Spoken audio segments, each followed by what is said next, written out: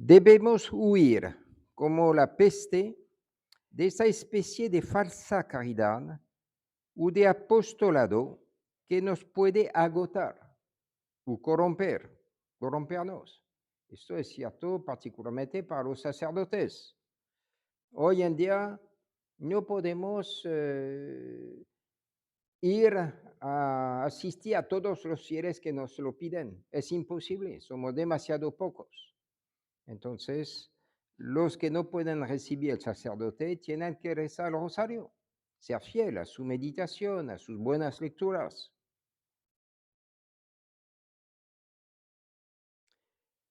Nosotros no debemos querer la abnegación y en cierta manera el ayuno en los afectos. Y sin embargo, no debemos imponernos un régimen con el cual nos vamos a endurecer y rompernos.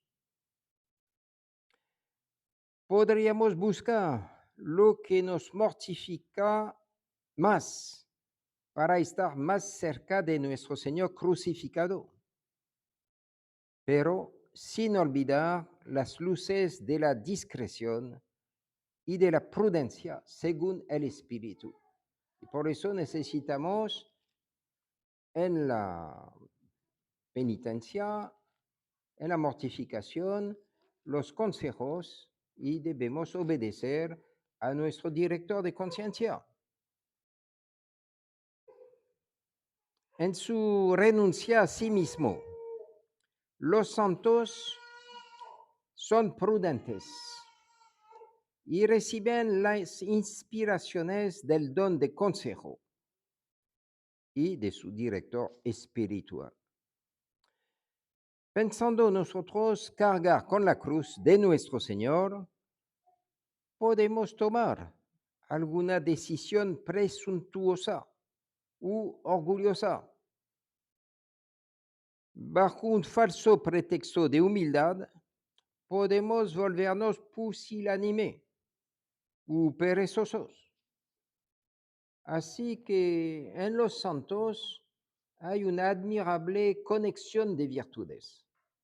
Virtudes que en una a primera vista podrían parecer contradictorias, pero que se complementen. Por ejemplo, nuestro Señor nos dice que vuestra palabra, vuestro discurso sea sí, sí, no, no. Lo que es, lo que no es, no es. Es el principio de no contradicción o de identidad que está a la base del pensamiento humano, de la filosofía. Primer principio a favor del cual es mejor callarse. Pero también no hay que olvidar que nuestro Señor también nos dijo, aprended de mí, que yo soy dulce y humilde de corazón. En el apostolado es muy delicado. Debemos, claro, decir a las personas su deber. No debemos tranquilizarlas en su pecado, pero hay que hacerlo con prudencia, con dulzura, para no que rechacen ellos la gracia. Entonces, eso requiere muchas competencias y buenas habitudes, virtudes, para no ahuyentar las ovejas que vienen a nosotros.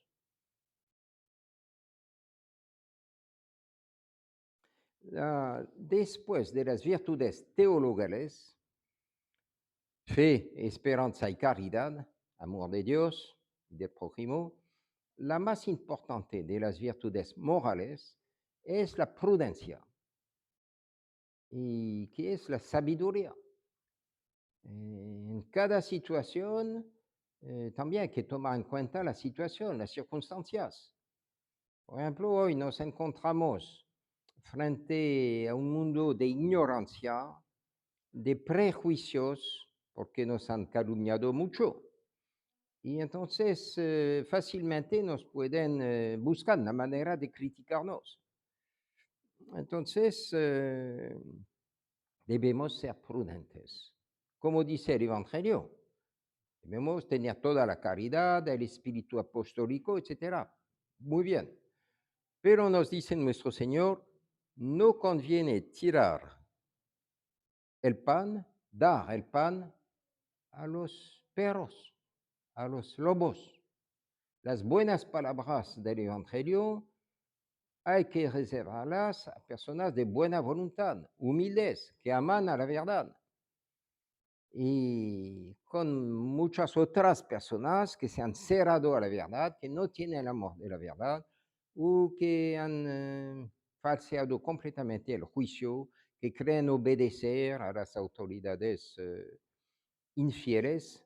Entonces no se puede hacerlo. Mejor no decir nada en ciertos casos. Y claro, a veces para empezar de hacer entender algo a algunas personas, hay que disponer de muchos días, muchas horas. Y uno puede poco a poco, paulatinamente, atraer las personas. Es cierto que se atrae más eh, las abejas, por ejemplo, o las moscas inclusive, con miel que con vinagre. Todo eso es una cuestión de psicología, hay que entender, hay que juzgar el estado de aceptación que puedan tener las diferentes personas.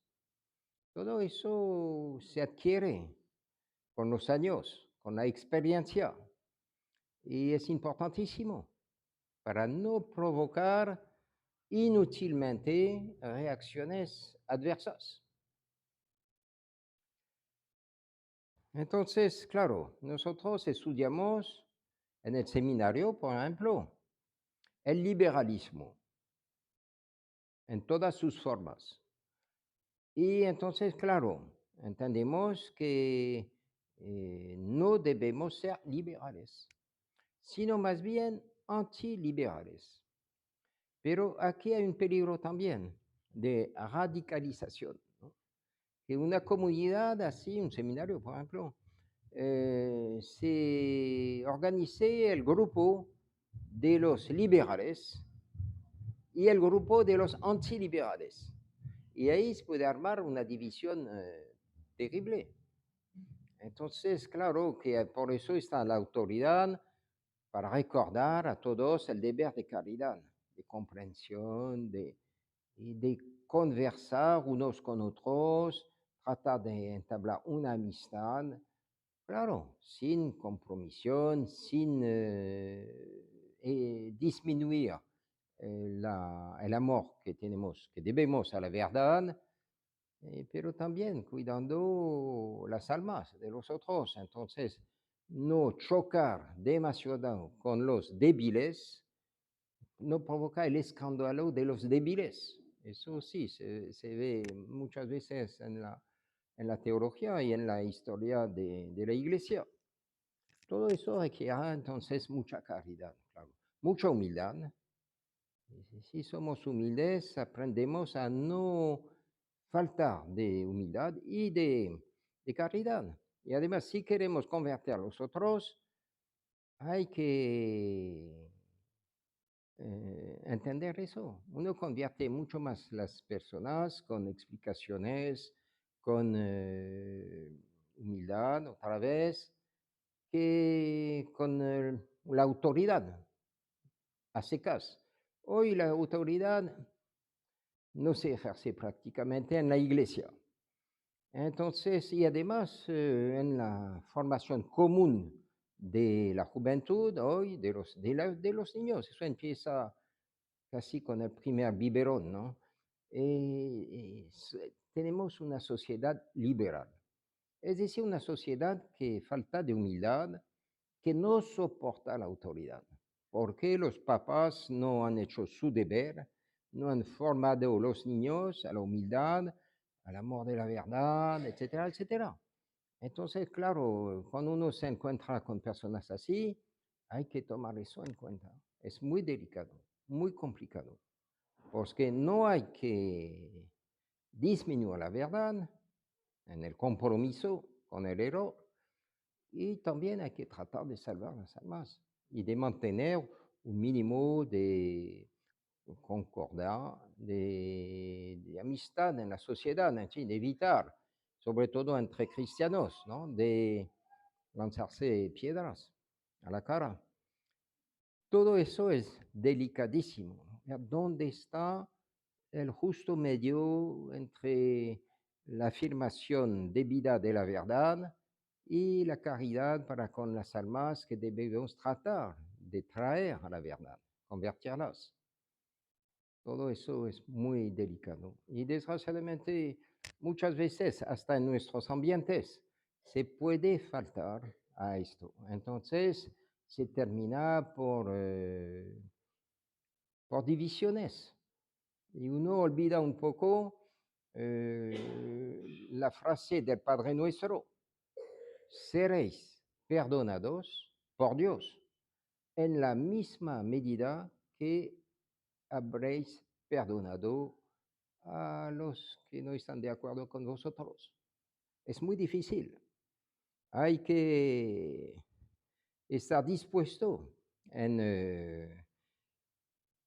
en rezar por nuestros enemigos y aún de dar nuestra vida, si esta permite, de convertir nuestros adversarios.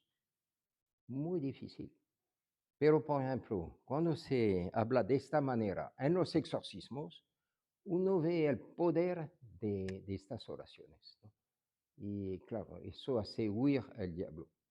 Y está realmente en el mensaje de nuestro Señor, ¿no? Los consejos de nuestro Señor.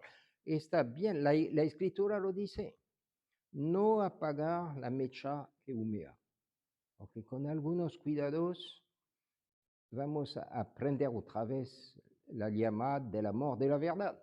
Por ejemplo, no hay que romper del todo la caña que está doblada, media rota.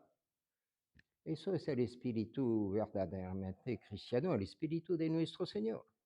Ver la paciencia y la mansedumbre y la misericordia de nuestro Señor en su pasión, por ejemplo, que va hasta perdonar a los verdugos que tenía.